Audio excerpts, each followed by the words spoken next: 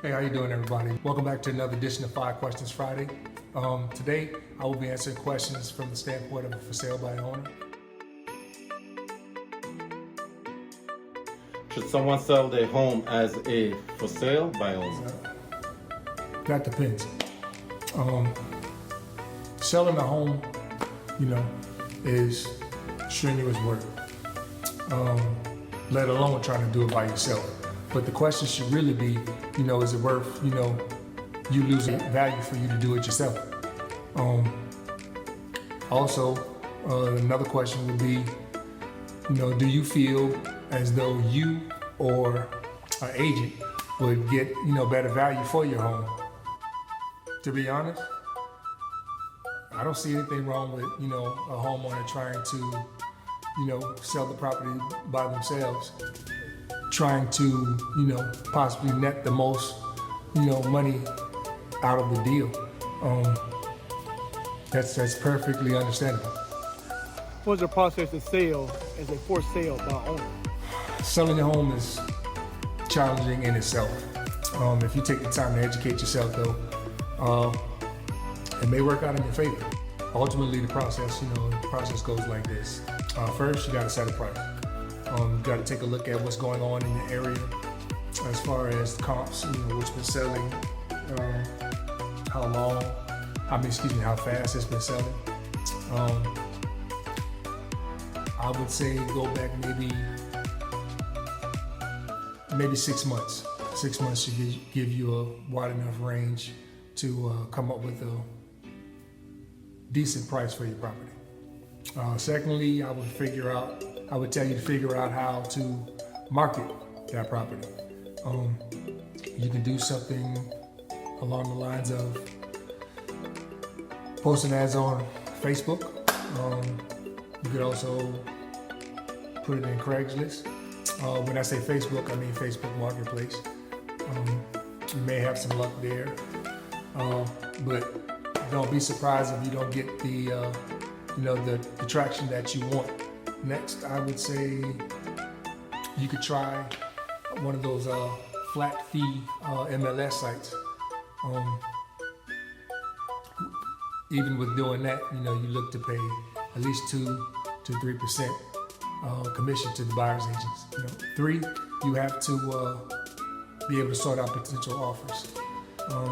The buyers or the buyer's agents, they will be submitting purchase and sale agreements.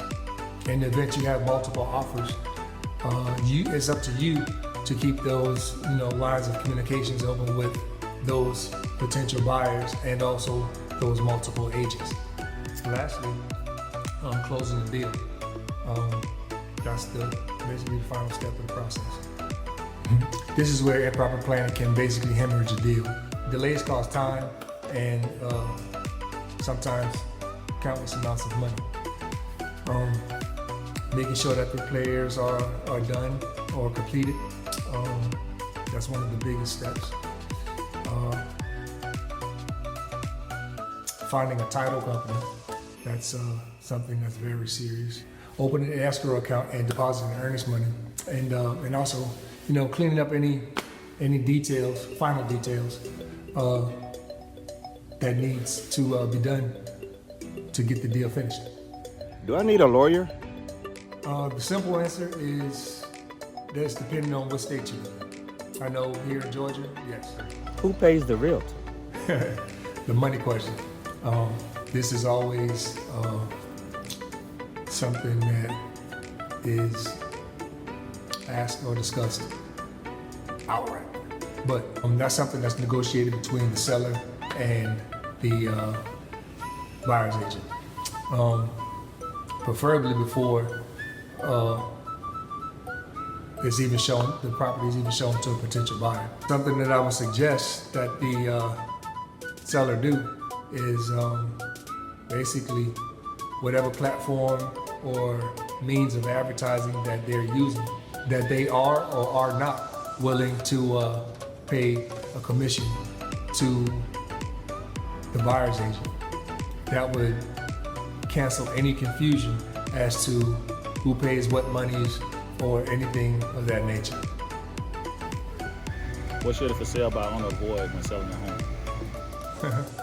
home? What should a for sale by owner avoid?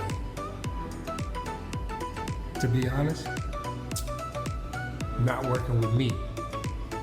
That's what you should avoid. Nah, I'm just messing with you. What should you avoid?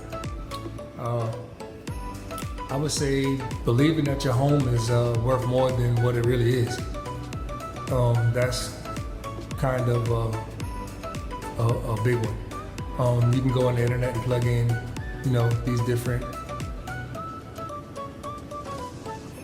these different sites, and find your home's value. You plug in your numbers or whatever the case may be, and they tell you what your home is worth.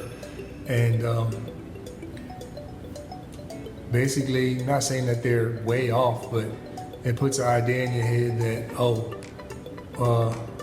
you may be thinking that your house is worth $300,000, but it's really only worth $200,000, and you kind of get upset or disappointed in that.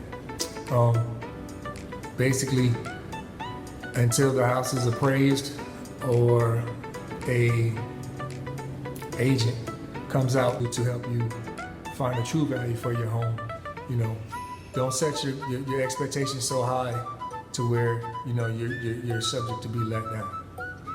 The next thing would be not accommodating the buyer,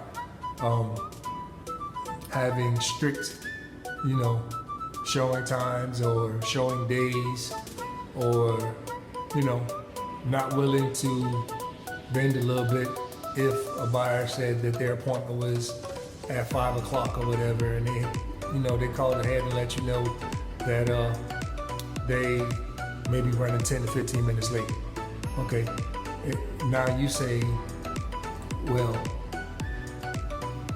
you're not available to show them the home. That could potentially cost you a buyer, or cost you the sale of your home. The last thing would be having unrealistic expectations while negotiating. Negotiations can run smooth, or they can be a nightmare. Both sides are gonna have to bend a little bit. And given the fact that the buyer is possibly being represented by an agent, and you not having any representation, you don't want to necessarily give in to just give away your home. It's kind of like a give and take. Give a little bit, take a little bit. If you're okay with that, then selling your home on your own would be very beneficial to you. Well, that concludes episode 5 of 5 Questions Friday. I would like to thank you guys for taking the time to watch my video once again. If you should have any questions of your own that you would like answered in regards to anything real estate, or just any question in general, feel free to send them to me, to my email.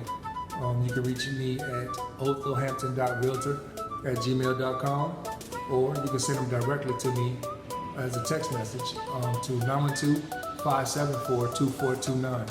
Again, I thank you. As always, I'm just trying to build my brand one relationship at a time. Next time, maybe I'll build it with you.